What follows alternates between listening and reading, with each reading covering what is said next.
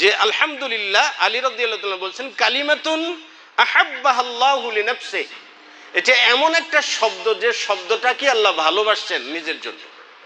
তাহলে বান্দা যখন তার নিজের মুখ থেকে যখন বলে আলহামদুলিল্লাহ, তখন আল্লাহ তাআলা কি হয়ে যান? খুশি হয়ে যান। তা আল্লাহকে খুশি করার ছোট্ট একটা শব্দ হইল কি? আলহামদুলিল্লাহ, সুবহানাল্লাহ, আলহামদুলিল্লাহ, লা ইলাহা ইল্লাল্লাহ, আল্লাহু আকবার। আছে না তাসবিহ গুলো? আছে। তাহলে আল্লাহ তাআলার প্রথম যে বাক্যটা চয়ন, সেটা কোনটা? রব। আলাস্তু বিরব্বিকুম, আমি কি তোমাদের রব? ওই জায়গাতে কিন্তু পছন্দ করে নিয়েছেন কি? রব। দেখেন, সেই রবটাকে বলা হয় কি? ফিতরাত। আল্লাহ প্রত্যেকটা শিশুকে ফিতরাতের উপরে জন্মদান করেন, মানে প্রত্যেকটা শিশু রুবুবিয়ত নিয়ে জন্মায়। কিন্তু মা বাবা তাকে ইহুদি বানায়, নাসারা বানায়, অগ্নিপূজক বানায়। ওই জায়গায় আল্লাহ তাআলা ওটা পছন্দ করছেন। দেখেন, আপনি দুনিয়াতে সারা জীবন পার করার পরে যখন আপনি কবরে যাবেন, কবরে যা ওই জিজ্ঞাসাটাই করছে, মান রব্বুক, তোমার রব কে? আলাস্তু বিরব্বিকুম, আমি কি তোমাদের রব নই? ওই প্রশ্নটাই ফেরেশতার মাধ্যমে একটু বদলে, মান রব্বুক, তোমার রব কে?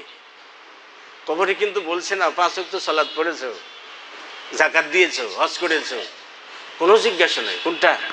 ওই রব্বুক। কারণ আপনার জন্মের আগে থেকে যিনি আপনাকে প্রতিপালন করেছেন, সেই প্রতিপালককে আপনি চেনেন কিনা? তা হাজারবার যদি আলহামদুলিল্লাহ রাব্বিল আলামিন পড়ি, আর তার হাকিকত যদি না বুঝি, হকটা যদি আদায় না করি, কোনো লাভ হবে? এই জন্য আমরা বর্ণচোরা মুসলিম।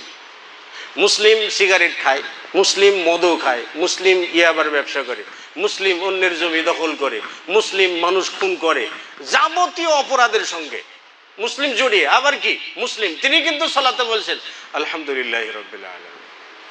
একজন পুরুষ মানুষ খেয়েছে, খাবার খেয়ে তিনি কি করেছেন? তার ভিতরে আল্লাহ তাআলা শুক্রাণু আনার ব্যবস্থা করেছেন। আবার শুক্রাণুর যে সিস্টেম দেখছেন, যে আপনার 20 মিলিয়নের কমে যদি কোনো পুরুষের প্রতিবার বীর্যস্খলনে যদি 20 মিলিয়নের কমে শুক্রাণু থাকে, সেই পুরুষটা বন্দা। অথচ একটা লাগে সন্তান জন্ম দিতে।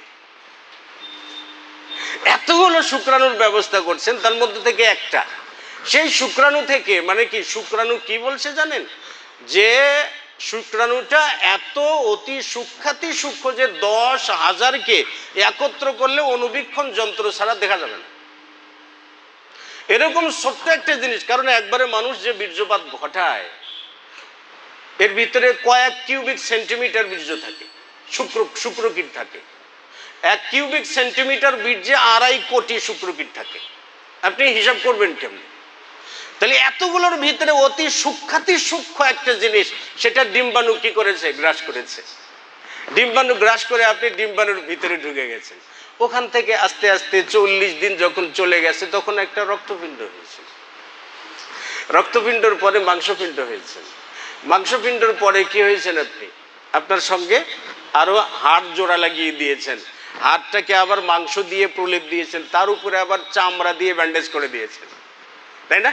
চামড়া দিয়ে ব্যান্ডেজ করে দিয়ে আস্তে আস্তে করে 4 মাস গেল, আত্মা আসলো, তারপরে আরো গেল, যেতে যেতে 9 মাস, 9.5 মাসে যে আপনি দুনিয়াতে আসছেন। দেখেন, আপনি দুনিয়াতে আসার আগেই আপনি কি খাবেন সেটা আল্লাহ তাআলা আপনার মায়ের বুকে পাঠিয়ে দিয়েছেন। জন্মলাভ করেছেন, জন্মলাভ করার আগেই কিন্তু ওঠার বন্দোবস্ত আল্লাহ তাআলা করে দিয়েছেন। আপনি যে পেটের ভিতরে ছিলেন, সেটাও কি মায়ের ঋতুস্রাবকে বন্ধ করে দিয়েছেন আল্লাহ তাআলা। ঋতুস্রাবকে বন্ধ করে দিয়ে খাদ্যনালীর সঙ্গে আপনার সঙ্গে সংযুক্তি স্থাপন করে দিয়েছেন, যাতে আপনার খাবারের ব্যবস্থা হয়, আপনার বডি গঠনের ব্যবস্থা হয়। রব, প্রতিপালক, আপনাকে প্রতিপালন কোত্থেকে করেছেন? এখন যে মানুষ বলে জিরো থেকে হিরো, জিরো থেকে হিরো একজনই করতে পারেন। কি? পৃথিবীর কেউ কিন্তু কাউকে জিরো থেকে হিরো বানাতে পারে না। তিনি, আমরা জিরো ছিলাম, কেউ কিছুই ছিলাম না, জিরো ছিলাম, জিরো থেকে আমাদেরকে এত বড় করেছে। দরুদ ও শান্তির ধারা বর্ষিত হোক নবী মুহাম্মদ রাসূলুল্লাহ সাল্লাল্লাহু আলাইহি ওয়াসাল্লামের প্রতি। অতঃপর আমরা আলোচনার শুরুতে সূরা ফাতিহা তেলাওয়াত করেছি। আমরা গতদিনে সূরা ফাতিহারই তাফসীর শুরু করছিলাম। আপনাদের উপরে ঐচ্ছিকতা ছিল যে তাফসীর যদি আপনাদের বুঝে আসে তাহলে হয়তো তাফসীর চলবে, আর যদি তাফসীর বুঝে না আসে তাহলে ধারাবাহিক বলতে পারেন যে বিষয়ভিত্তিক আলোচনাও চলতে পারে। তো আমরা সেই দিন বিসমিল্লাহির রহমানির রহিম যে বাক্যটা আমরা প্রতিনিয়ত সর্ব অবস্থায় পড়ে থাকি তিলাওয়াতের সময়, চিঠি লেখার সময়, আর সেই বিসমিল্লার তাফসির সংক্ষিপ্ত আকারে করার চেষ্টা করেছি। কতটুকু পেরেছি আল্লাহু তাআলা আলাম, আল্লাহই সর্বাধিক জ্ঞাত। আজকে আমরা তার পরের পর্বে যাব। আমরা আজকে সূরা ফাতিহাতে প্রবেশ করব। ইখতিলাফ ছেড়ে দিয়েছে সূরা ফাতিহার পূর্বে বিসমিল্লাহ সূরা ফাতিহার অন্তর্ভুক্ত কি না, এটা ইখতিলাফ ছেড়ে দিয়েছে। সব ইখতিলাফ নিয়ে কথা বলবো না। আমরা আজকে সরাসরি যে সূরা ফাতিহার প্রথম আয়াত আলহামদুলিল্লাহি রাব্বিল আলামিন, মূলতই আমরা যে সূরাটা এত বেশি ভালোবাসি, এত বেশি মহব্বত করি, পড়ি, যে সূরাটা আমাদের মন জুড়িয়েছে। আপনারা একটা জিনিস, একটা সূরার অলৌকিকত্ব দেখবেন যে আপনি নিজে ফরজ সালাতে যে কয় রাকাত ফরজ সালাত আদায় করেন, ইমাম সাহেব কিন্তু প্রতি রাকাতে সূরা ফাতিহা পড়েন। আবার আপনি সুন্নাত সালাত আদায় করেন, প্রতি রাকাতে সূরা ফাতিহা পড়েন। তাহাজ্জুদ পড়লেও প্রতি রাকাতে আপনি সূরা ফাতিহা পড়েন, কিন্তু কখনো কিন্তু বিরক্ত হন নাই যে সূরা ফাতিহা কেন প্রতি রাকাতে পড়ে।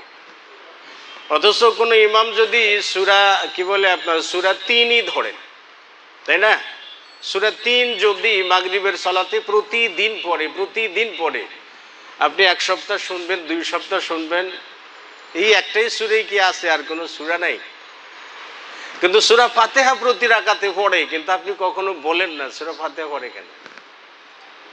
মানে অন্যরকম একটা ম্যাগনেট বলতে পারেন, যেটা মানুষের হৃদয়কে আকর্ষণ করে। প্রতিনিয়ত আমরা চেষ্টা করি সূরা ফাতিহাকে কি করে বিশুদ্ধ করা যায়। এবং আরো অলৌকিকত্ব রয়েছে যে সূরা ফাতিহার ভিতরে আল্লাহ সুবহানাহু ওয়া তাআলার নাম দেখেন, আলহামদুলিল্লাহ, হি লিল্লাহি রব, একটা আয়াতে দুই নাম, তাই না। এরপর আর রহমানির রহিম 2টা, 4টা, মালিক 5টা। এরপরে পরবর্তীতে যেগুলো আছে ইয়াকা না'বুদু ওয়া ইয়াকা নাস্তাঈন ইহদিনাস সিরাতাল মুস্তাকিম, তাই না, সিরাতাল লাযীনা আন'আমতা আলাইহিম গায়রিল মাগদুবি আলাইহিম ওয়ালাদ-দাল্লিন। ছোট একটা সূরার ভিতরে আল্লাহ তাআলার নাম 5 বার উল্লেখ করা হয়েছে। আপনি সূরা বাকারা শুরু করেন, আলিফ লাম মিম যালিকাল, 5টা আয়াত পড়ে দেখবেন একটাও আল্লাহর নাম নেই, একবারও নেই।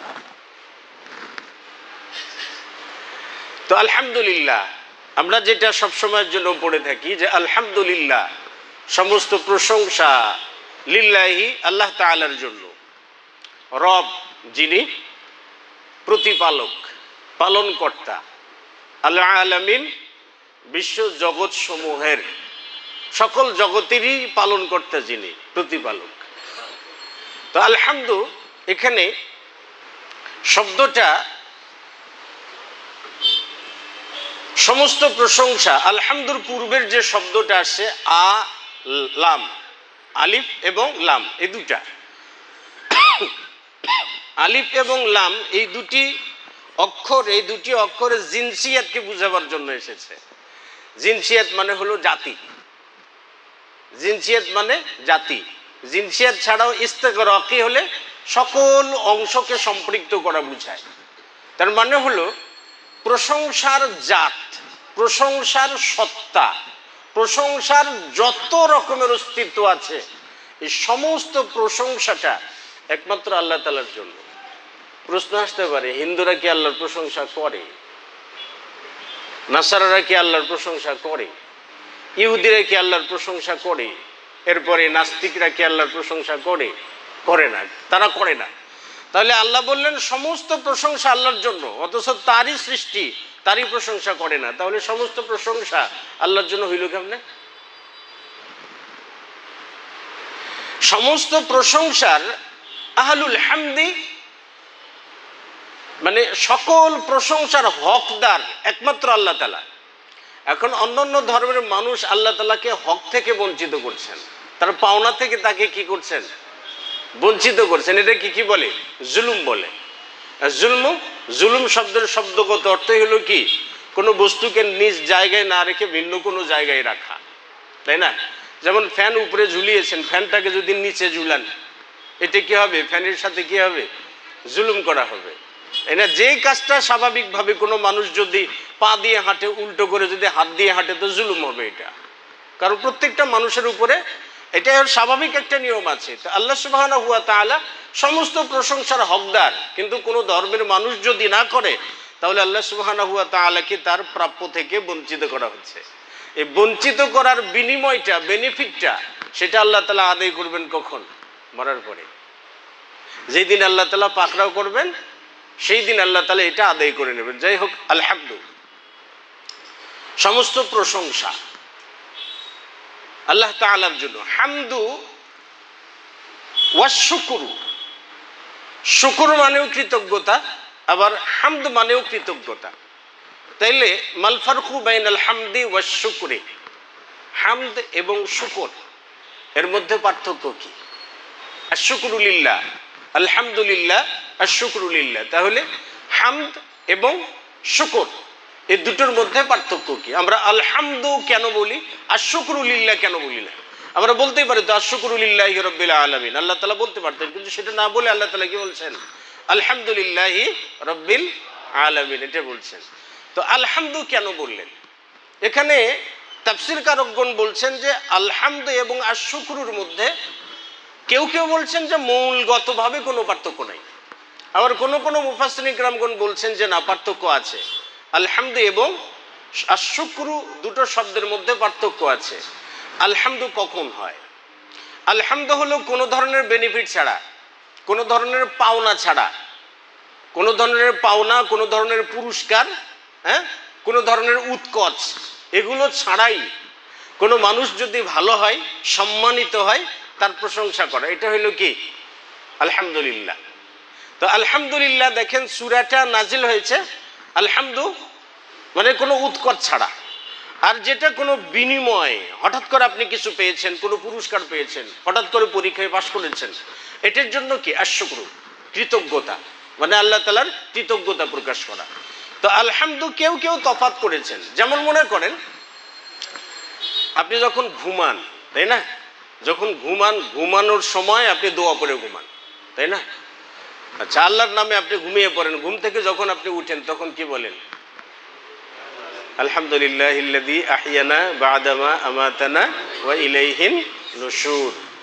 ঘুমের ভিতরে কিন্তু আল্লাহ তাআলা আপনাকে স্বর্ণের দিনার দেন নেই, দিয়েছেন কি? ঘুম থেকে যে কি 10,000 টাকা পাইছেন, 5,000 টাকা পাইছেন? পান নাই, কিছুই কিন্তু পান নাই।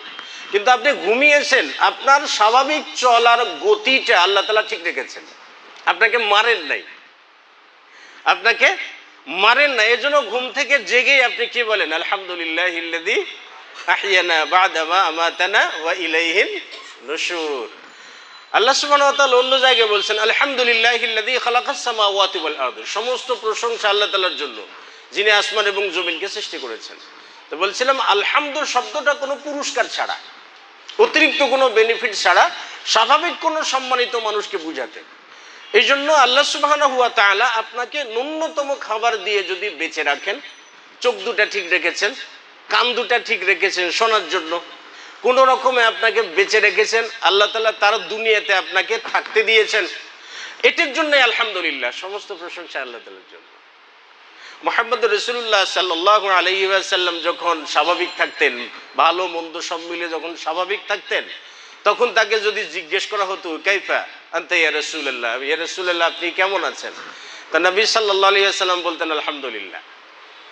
আবার রাসূল সাল্লাল্লাহু আলাইহি ওয়াসাল্লাম যখন কোনো মুসিবতে থাকতেন, বিপদগ্রস্ত থাকতেন, কোনো ঝুট ঝামেলায় থাকতেন, তখন যদি জিজ্ঞেস করা হতো আপনি কেমন আছেন, তখন নবী সাল্লাল্লাহু আলাইহি ওয়াসাল্লাম বলতেন আলহামদুলিল্লাহ আলা কুল্লি হাল, সর্ব অবস্থায় সমস্ত প্রশংসা আল্লাহ তাআলা। তাহলে কোনো পুরস্কার ছাড়া যেটা আমরা খাবার গ্রহণ করি, খাবার গ্রহণ করার পরে আপনি কাচ্চি খান, বিরিয়ানি খান, এরপরে কি দুর্গন্ধযুক্ত খাবার খান, কি একটা খেজুর খান, সামান্য কিছু খাবার খান, অথবা শুকনা মুড়ি খান, এক লোকমা খাবারও আপনি খান, তারপরে দোয়াটা কি? আলহামদুলিল্লাহ, তাই না? কেন? আল্লাহ তাআলা আমাকে যতটুকু দিয়েছে এটার জন্য বড় কোনো পুরস্কারের আশা নয়। কিন্তু আর শুকর যেটা, সেটা হলো কি, যখন আপনি কোনো পুরস্কার পান। যেমন রাসূল সাল্লাল্লাহু আলাইহি ওয়াসাল্লাম বলছেন বনী ইসরাঈলের মধ্যে একজন ব্যক্তি ছিল, বনী ইসরাঈলের মধ্যে একজন ব্যক্তি ছিল, তিনি পিপাসায় কাতর হয়েছেন, এত পিপাসা লেগেছে মনে হয় যে প্রাণটা বেরিয়ে যাবে। তো তিনি কি করলেন, একটা কূপ দেখে কূপের ভিতরে নেমে পড়েছেন পানি পান করার জন্য। কূপের ভিতরে নেমে পড়েছেন পানি পান করার জন্য। তো যখন সে পানি পান করে কূপের উপরে উঠেছে, দেখছে যে একটা কুকুর জিহ্বা লম্বা করে ওই কূপের যে ঠান্ডা মাটি আছে, ভেজা মাটি আছে, ওই মাটি চাটছে। তখন তার ভিতরে মায়া জাগছে যে আমার যেমন পিপাসা লেগেছিল, আমার যেমন কষ্ট হচ্ছিল, কুকুরটারও তো সেরকমই কষ্ট হচ্ছে। এই জন্য তিনি কি করলেন, তার মোজা খুললেন, পায়ের মোজা খুলে, চামড়ার মোজা তো, মোজা খুলে কূপ থেকে পানি তুলে দাঁত দিয়ে কামড়িয়ে ধরে সে মোজা ভর্তি পানি নিয়ে উঠলেন, উঠে ওই কুকুরটাকে পানি পান করালেন। কুকুরটাকে যখন পানি পান করালো তখন ফাশাকারাল্লাহু আলাইহি, ফাশাকারাল্লাহু আলাইহি, আল্লাহ তাআলা তার উপরে শুকরিয়া করলেন, কৃতজ্ঞ হলেন। কেন কৃতজ্ঞ হলেন? আল্লাহ তাআলার একটা সৃষ্টিকে সে পানি পান করিয়ে কি করেছে, বাঁচিয়েছে। তো ফাশাকারাল্লাহু আলাইহি, আল্লাহ তাআলা তার উপরে শুকরিয়া করলেন, কৃতজ্ঞ হলেন। তো আর শুকরু কোন আনন্দ, যেমন এই জন্য বলা হয় সালাতুশ শুকরে, বলা হয় না কিন্তু সালাতুল হামদে, সালাতুশ শুকরে এটা বলা হয়। তো সূরা ফাতিহার অনেকগুলো বিষয় রয়েছে। আলহামদুলিল্লাহর ব্যাপারে আব্দুল্লাহ বিন আব্বাস রাদিয়াল্লাহু তাআলা আনহুমাকে জিজ্ঞেস করা হয়েছিল যে কদ আলিমনা সুবহানাল্লাহ, আমরা তো জানি যে সুবহানাল্লাহ মানে কি, লা ইলাহা ইল্লাল্লাহ এটার অর্থ কি, এটা কি আমরা জানি। তো ফামা আলহামদুলিল্লাহ, আলহামদুলিল্লাহ এটা আবার কি? ফামা আলহামদুলিল্লাহ, আলহামদুলিল্লাহ কি? তখন আব্দুল্লাহ বিন আব্বাস রাদিয়াল্লাহু তাআলা আনহু বলেন যে ফাকাল আলীউন, আলী রাদিয়াল্লাহু তাআলা আনহু বললেন কালিমাতুন রাদিয়াল্লাহু লিনাফসিহি, আলহামদুলিল্লাহ এটা এমন একটা শব্দ যে শব্দটা আল্লাহ তাআলা নিজের জন্য নিয়ে খুশি হয়েছেন। আল্লাহ তাআলা নিজের জন্য নিয়ে খুশি হয়েছেন যে বান্দা যখনই আলহামদুলিল্লাহ বলবে আল্লাহ খুশি হয়ে যায়। এটা আল্লাহকে খুশি করার একটা অস্ত্র বলতে পারে, একটা ছোট্ট শব্দ। যেমন মুহাম্মদ রাসূলুল্লাহ সাল্লাল্লাহু আলাইহি সাল্লামকে যদি তিনি যখন রাগান্বিত হইতেন তখন সাহাবায়ে কিরামগণ কি বলতেন, রাদিতু বিল্লাহি রাব্বান ওয়া বিল ইসলামি দীনান ওয়া বি মুহাম্মাদিন নবী, এটা বলতেন তো খুশি হয়ে যেতেন, তার রাগ কমে যেত, গোসা কমে যেত। যেমন একজন সাহাবী উমর বিন খাত্তাব, তিনি একটা তাওরাতের সহিফা নিয়েছেন, রাসূল সাল্লাল্লাহু আলাইহি সাল্লামকে বলেন ইয়া রাসূলুল্লাহ হাদা নুসখাতুম মিনাত তাওরাত, এটা তাওরাতের একটা নুসখা, একটা পাণ্ডুলিপি।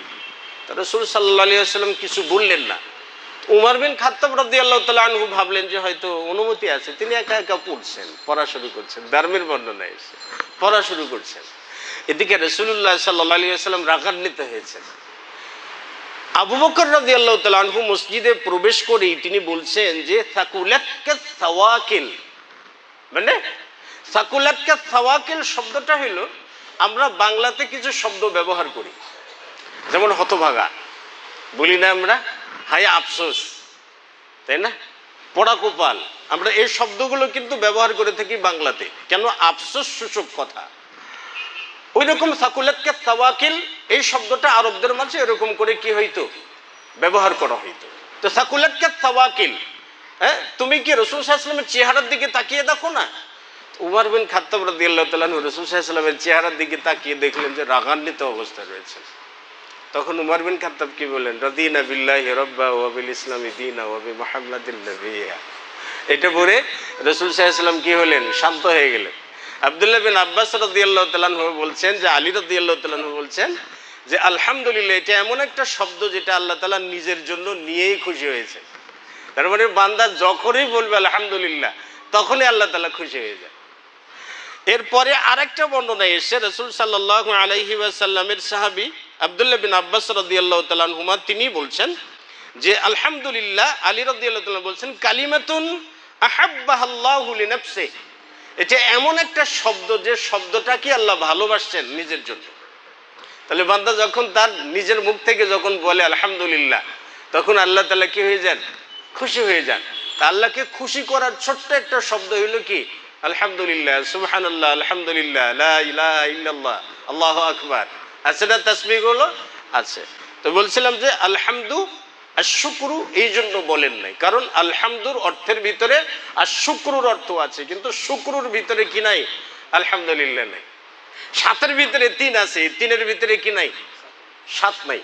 আচ্ছা, যে হোক, আশ-শুকরু কিছুটা পার্থক্য আছে।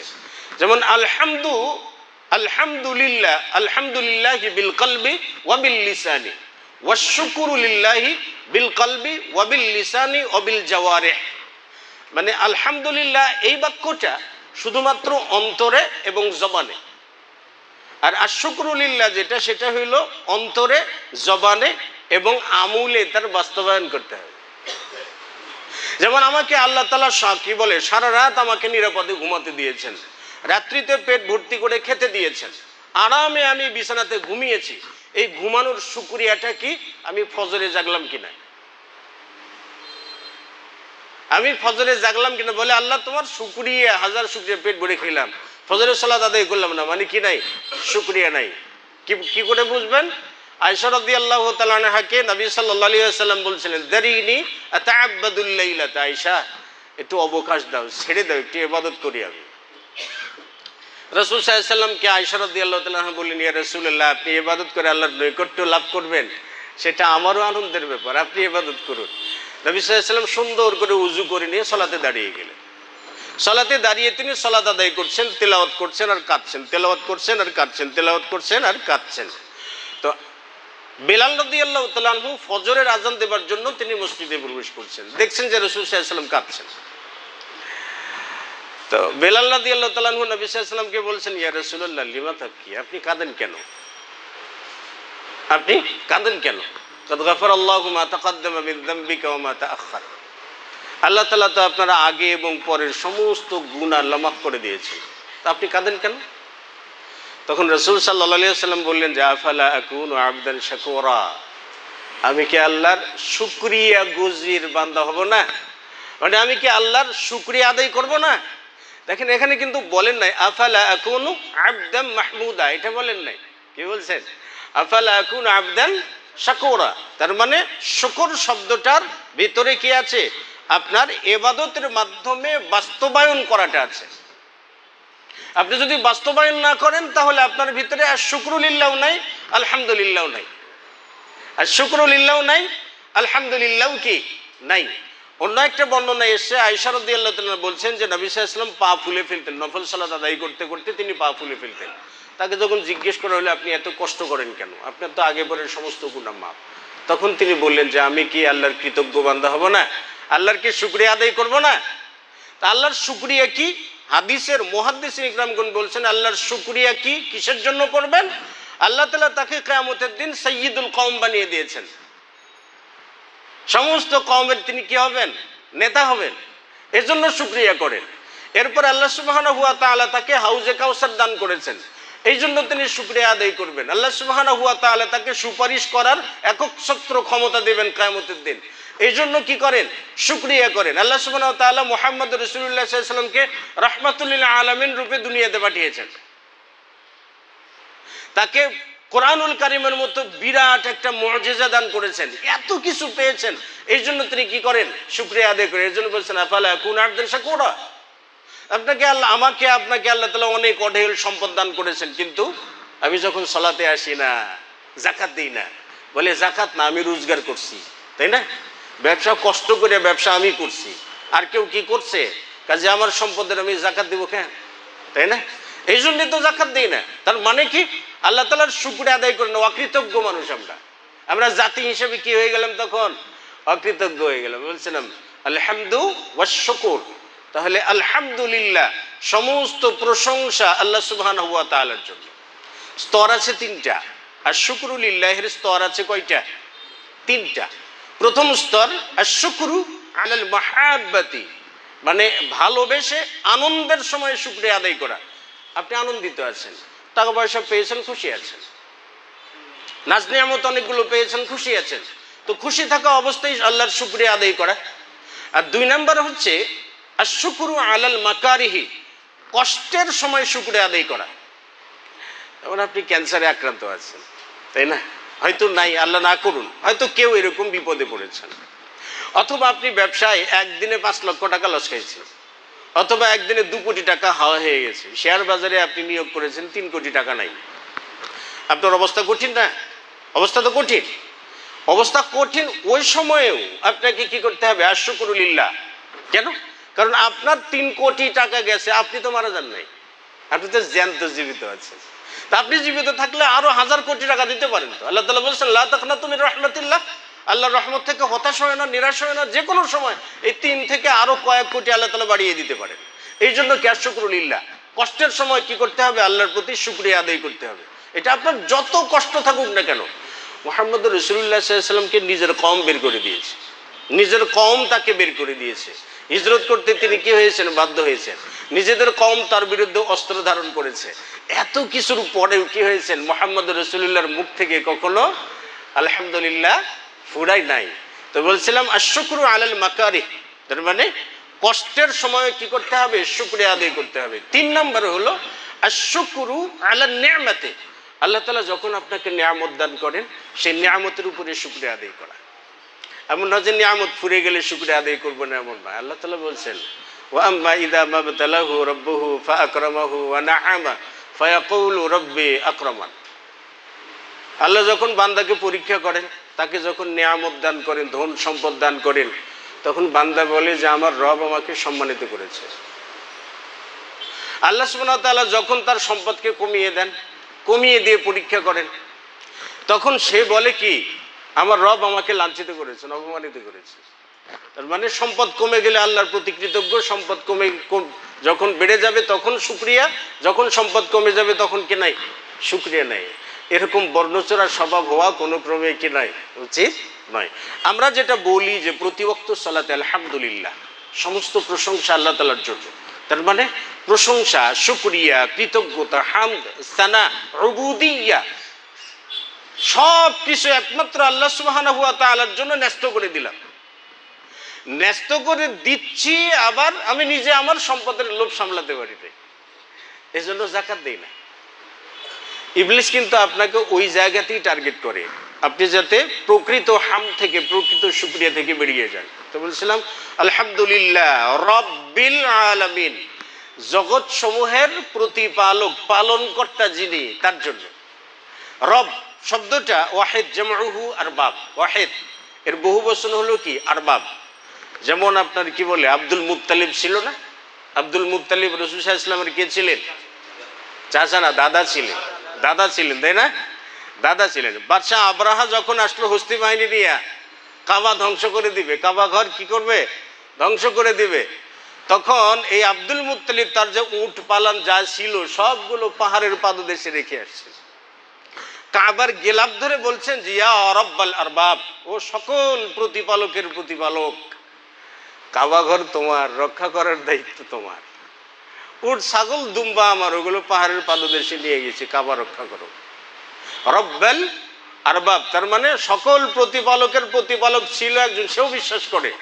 তো রব্বুন তারবিয়াত, রুবুবিয়াত, তারবিয়াত।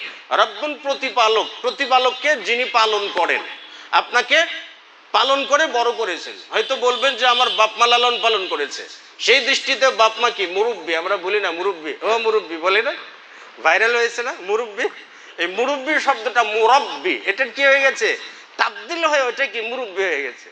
আসলে শব্দটা কি? মুরাব্বি। মুরাব্বি, মুরাব্বা, হ্যাঁ, মুরাব্বি, হ্যাঁ। আচ্ছা, এই শব্দটা তার মানে মুরব্বী এই জায়গা থেকে যিনি প্রতিপালন করে আপনাকে বড় করেছেন। তা আল্লাহ সুবহানাহু ওয়া তাআলা আপনাকেও কি করছেন? পালন করছেন। কি করে পালন করছেন? আপনি কিছুই ছিলেন না, সূরা দাহারে উল্লেখ করা আছে। আল্লাহ তাআলা বলছেন হাল আতা আলাল ইনসানি হিনুম মিনাদ দারি লাম ইয়াকুন শাইআম মাযকুরা, যে মানুষের সামনে এমন কোন সময় কি আসছিল না যখন সে কিছুই ছিল না। যাদের বয়স 40-41 বছর আগে আপনি কিছুই ছিলেন না। কিছু কি ছিলেন না? কোথায় ছিলেন আপনি? মাটির ভিতরে ছিলেন, খাদ্যকণার ভিতরে ছিলেন। সেই খাদ্যকণা বীজ বপন করার পরে তো আপনি ঢুকে পড়েছেন তার ভিতরে। সেখান থেকে বাবা খাবার খেয়েছে, আপনি বাবার উরসে আসছেন। কারণ আল্লাহ সুবহানাহু ওয়া তাআলা মাটি থেকে সৃষ্টি করেছেন, আল্লাহ তাআলা নিজেই বলছেন। আবার পানি থেকে সৃষ্টি করেছেন, তাই না? নুতফা থেকে সৃষ্টি করেছেন। নুতফা তো মাটি পানি থেকেই হয়। আপনি যদি খাবার না খান তো আপনার শুক্রাণু জন্মিবে? হ্যাঁ, জন্মিবে না। তাহলে ওই নুতফা থেকে আল্লাহ তাআলা সৃষ্টি করেছেন। দেখেন কোথায় ছিলেন আপনি। বা একজন পুরুষ মানুষ খেয়েছে, খাবার খেয়ে তিনি কি করেছেন? তার ভিতরে আল্লাহ তাআলা শুক্রাণু আনার ব্যবস্থা করেছেন। আবার শুক্রাণুর যে সিস্টেম দেখছেন যে আপনার 20 মিলিয়নের কমে যদি কোনো পুরুষের প্রতিবার বীর্যস্খলনে যদি 20 মিলিয়নের কমে শুক্রাণু থাকে, সেই পুরুষটা বন্দা। অথচ একটা লাগে সন্তান জন্ম দিতে। এতগুলো শুক্রাণুর ব্যবস্থা করছেন, তার মধ্যে থেকে একটা, সেই শুক্রাণু থেকে, মানে কি শুক্রাণু কি বলছে জানেন, যে শুক্রাণুটা এত অতি সূক্ষ্মাতি সূক্ষ্ম যে 10,000কে একত্র করলে অনুবীক্ষণ যন্ত্র ছাড়া দেখা যাবে না। এরকম ছোট্ট একটা জিনিস, কারণ একবারে মানুষ যে বীর্যপাত ঘটায় এর ভিতরে কয়েক কিউবিক সেন্টিমিটার বীর্য থাকে, শুক্রকীট থাকে। 1 কিউবিক সেন্টিমিটার বীর্যে 2.5 কোটি শুক্রকীট থাকে। আপনি হিসাব করবেন কেমন? তাহলে এতগুলোর ভিতরে অতি সূক্ষ্মাতি সূক্ষ্ম একটা জিনিস, সেটা ডিম্বাণু কি করেছে? গ্রাস করেছে। ডিম্বাণু গ্রাস করে আপনি ডিম্বাণুর ভিতরে ঢুকে গেছেন। ওখান থেকে আস্তে আস্তে 40 দিন যখন চলে গেছে, তখন একটা রক্তপিণ্ড হয়েছে। রক্তপিণ্ডর পরে মাংসপিণ্ড হয়েছে। মাংসপিণ্ডর পরে কি হয়েছেন? আপনি আপনার সঙ্গে আরো হাড় জোড়া লাগিয়ে দিয়েছেন, হাড়টাকে আবার মাংস দিয়ে প্রলেপ দিয়েছেন, তার উপরে আবার চামড়া দিয়ে ব্যান্ডেজ করে দিয়েছেন, তাই না? চামড়া দিয়ে ব্যান্ডেজ করে দিয়ে আস্তে আস্তে করে 4 মাস গেল, আত্মা আসলো, তারপরে আরো গেল, যেতে যেতে 9 মাস, 9.5 মাসে যে আপনি দুনিয়াতে আসছেন। দেখেন, আপনি দুনিয়াতে আসার আগেই আপনি কি খাবেন সেটা আল্লাহ তাআলা আপনার মায়ের বুকে পাঠিয়ে দিয়েছেন। জন্মলাভ করেছেন, জন্মলাভ করার আগেই কিন্তু ওঠার বন্দোবস্ত আল্লাহ তাআলা করে দিয়েছেন। আপনি যে পেটের ভিতরে ছিলেন সেটাও কি মায়ের ঋতুস্রাবকে বন্ধ করে দিয়েছেন আল্লাহ তাআলা। ঋতুস্রাবকে বন্ধ করে দিয়ে খাদ্যনালীর সঙ্গে আপনার সঙ্গে সংযুক্তি স্থাপন করে দিয়েছেন, যাতে আপনার খাবারের ব্যবস্থা হয়, আপনার বডি গঠনের ব্যবস্থা হয়। রব প্রতিপালক আপনাকে প্রতিপালন কোত্থেকে করেছেন? এখন যে মানুষ বলে জিরো থেকে হিরো, জিরো থেকে হিরো একজনই করতে পারেন। কি? পৃথিবীর কেউ কিন্তু কাউকে জিরো থেকে হিরো বানাতে পারে না। তিনি, আমরা জিরো ছিলাম, কেউ কিছুই ছিলাম না, জিরো ছিলাম, জিরো থেকে আমাদেরকে এত বড় করেছেন। তারপরে আসলো, মায়ের বুকের দুধ পান করলেন, কতগুলো ছিদ্র দিয়ে দুধ পান করেছেন। একটা ছিদ্র দিয়ে না, যাতে আপনি, একটা যদি ছিদ্র থাকতো তাহলে টান দেওয়ার আগে কি মুখ ভরে যেত, আপনি নিঃশ্বাস আটকে মারাও যেতে পারতেন। এই জন্য অনেকগুলো ছিদ্র দিয়েছেন, বুটে বাটে অনেকগুলো ছিদ্র দিয়েছেন, যাতে বাচ্চা টান দিলে আসবে, না টান দিলে আসবে না। মুখ লাগিয়ে যখন টান দিবে আসবে, টান দিবে না তার আসবে না। মানে এত সুন্দর সিস্টেম করে আল্লাহ তাআলা আপনাকে দুনিয়াতে আসলেন। 2.5 বছর দুধ পান করলেন। 17 থেকে 19 মণ দুধ পান করেছে একজন করে মানুষ, প্রত্যেকটা মানুষ, কেউ 17 মণ, কেউ 19 মণ, কেউ 18 মণ, এরকম করে দুধ পান করেছে। সেখান থেকে আপনি আসলেন, 6 মাস পরে কি খাবেন? দেখেন একটা জিনিস দেখেন, আমাদের কিন্তু বংশালে বিরিয়ানিতে প্রসিদ্ধ না, তাই না? বিরিয়ানিতে প্রসিদ্ধ তো না, অনেক সুস্বাদু খাবার। তো নবজাতক শিশুকে কি দেবেন আপনি? কেন দেবেন না? বলে ওর বয়স হলে উপযুক্ত হয় নাই। দেখেন, নবজাতকের খাবার আল্লাহ ব্যবস্থা করেছেন, কিন্তু আপনাকে বিরিয়ানি খাওয়াতে বলেন নাই। নবজাতকের ব্যবস্থা করে তারপর আপনাকে আস্তে আস্তে আপনি শিশু থেকে কিশোর হলেন, কিশোর থেকে যুবক হলেন। যখন আপনি যুবক হলেন সব কিছু ভুলে গেলেন। তারপরে আল্লাহ তাআলা আপনাকে অর্থ দিলেন, সম্পদ দিলেন, টাকা পয়সা যা লাগে সবকিছু দিলেন। যুবক যখন হয়ে গেলেন, একটা বউয়ের ব্যবস্থা করে দিয়েছেন। ওয়াখালাকনাকুম আজওয়াজা, তোমাদেরকে জোড়ায় জোড়ায় সৃষ্টি করেছি। তাহলে আপনাকে একটা জোড়া দিলেন, আপনাকে এত কিছু যিনি দিলেন তাকে ভুলে গেলেন। আমরা তো বাপ মাকে ভুলে যাই, বাসর রাত্রির পরই তো ভুলে যাই, যাই না? বলছিলাম রব পালন কর্তা, যিনি কি পালন কর্তা, যিনি প্রতিপালক, আমাকে আপনাকে কি করে পালন করেছে? চাইলে কিন্তু মায়ের পেটের ভিতরে শেষ করে ফেলে দিতে পারতেন, কিছুই করেননি, রেখে দিয়েছেন আমাদেরকে। আবার আমরা আমাদের থেকে সন্তান জন্মদান করতেছি। এই জন্য বলছিলাম রব প্রতিপালক। দেখবেন যে যতগুলো আম্বে ইকরামগণ আছেন, রব শব্দটা এতটা অলৌকিকপূর্ণ নাম যে রব প্রতিপালক, পালন কর্তা। দেখবেন যে আল্লাহ সুবহানাহু ওয়া তাআলা যখন আমাদের সকলকে সৃষ্টি করছিলেন, কোথায়? আলামুল আরওয়াহতে, রুহের জগতে যখন আমরা ছিলাম, আদম আলাইহিস সালাতু ওয়াস সালামকে সৃষ্টি করলেন। তারপর তার পৃষ্ঠদেশ থেকে আত্মা বের করলেন। ওখানে কি বলছিলেন? আলাস্তু বিরব্বিকুম, আমি কি তোমাদের রব নই? তাহলে আল্লাহ তাআলার প্রথম যে বাক্যটা চয়ন, সেটা কোনটা? রব। আলাস্তু বিরব্বিকুম, আমি কি তোমাদের রব নই? ওই জায়গাতে কিন্তু পছন্দ করে নিয়েছেন কি? রব। দেখেন সেই রবটাকে বলা হয় কি? ফিতরাত। আল্লাহ প্রত্যেকটা শিশুকে ফিতরাতের উপরে জন্মদান করেন, মানে প্রত্যেকটা শিশু রুবুবিয়ত নিয়ে জন্মায়। কিন্তু মা বাবা তাকে ইহুদি বানায়, নাসারা বানায়, অগ্নিপূজক বানায়। ওই জায়গায় আল্লাহ তাআলা ওটা পছন্দ করছেন। দেখেন আপনি দুনিয়াতে সারা জীবন পার করার পরে যখন আপনি কবরে যাবেন, কবরে যা ওই জিজ্ঞাসাটাই করছে, মান রব্বুক, তোমার রব কে? আলাস্তু বিরব্বিকুম, আমি কি তোমাদের রব নই? ওই প্রশ্নটাই ফেরেশতার মাধ্যমে একটু বদলে, মান রব্বুক, তোমার রব কে? কবরে কিন্তু বলছে না 5 ওয়াক্ত সালাত পড়েছো, যাকাত দিয়েছো, হজ করেছো, কোনো জিজ্ঞাসা নেই। কোনটা? ওই রব্বুক। কারণ আপনার জন্মের আগে থেকে যিনি আপনাকে প্রতিপালন করেছেন সেই প্রতিপালককে আপনি চেনেন কিনা। তা হাজারবার যদি আলহামদুলিল্লাহ রাব্বিল আলামিন পড়ি আর তার হাকিকত যদি না বুঝি, হকটা যদি আদায় না করি, কোনো লাভ হবে? এই জন্য আমরা বর্ণচোরা মুসলিম। মুসলিম সিগারেট খায়, মুসলিম মদও খায়, মুসলিম ইয়াবার ব্যবসা করে, মুসলিম অন্যের জমি দখল করে, মুসলিম মানুষ খুন করে, যাবতীয় অপরাধের সঙ্গে মুসলিম জড়িয়ে। আবার কি মুসলিম, তিনি কিন্তু সালাতে বলছেন আলহামদুলিল্লাহ রাব্বিল আলামিন, কিন্তু ওর হাকিকত নেই, ওর ভিতরে বাস্তবায়ন নাই, রব।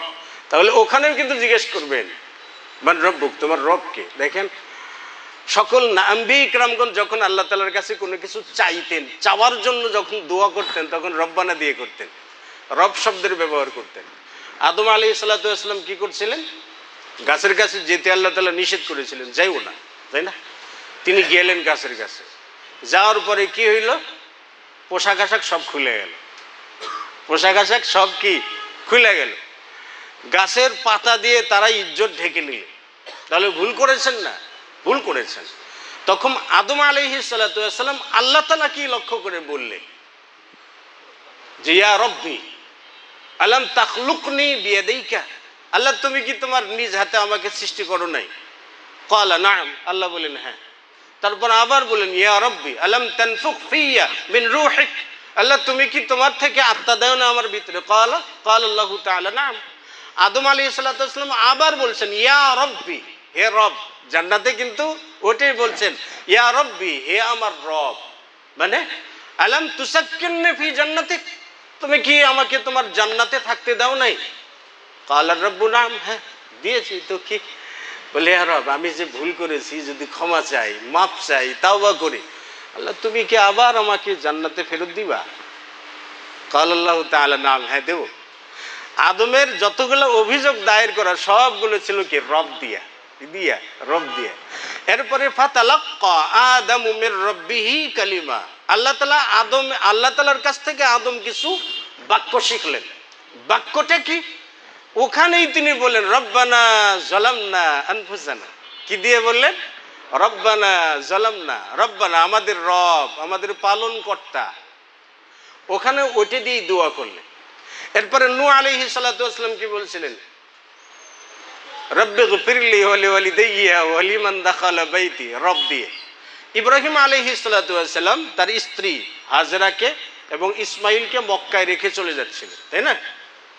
জনবসতি নাই, চলে যাচ্ছিলেন একা একা। যে তিনি একেবারে কি বলে এদের আড়ালে যে তিনি দোয়া করলেন রব্বানা ইন্নী আসকানতু মিন যুররিয়া, রব্বানা হে আমাদের রব, হে আমাদের পালন কর্তা। তার মানে রব শব্দটা আল্লাহ তাআলার পছন্দনীয়, এই শব্দ দিয়ে চাইলে আল্লাহ তাআলা ফেরত দেন না। এজন্য আলহামদুলিল্লাহ রব, সমস্ত প্রশংসা আল্লাহ তাআলার জন্য, যিনি কি রব, পালন কর্তা। তাহলে তার পালন করার পদ্ধতি দেখেছেন, সিস্টেম দেখেছেন। আপনি জন্ম দিবেন, আপনার থেকে আরো জন্ম লাভ করবে, এভাবে কোটি কোটি মানুষ আসছে, আবার এই কোটি কোটি মানুষ আসছে, মারা যাচ্ছে, নাই হয়ে যাচ্ছে, আবার উঠবে, সেই বারজাকি জীবনে দেয়া করবে। বলছিলাম রব।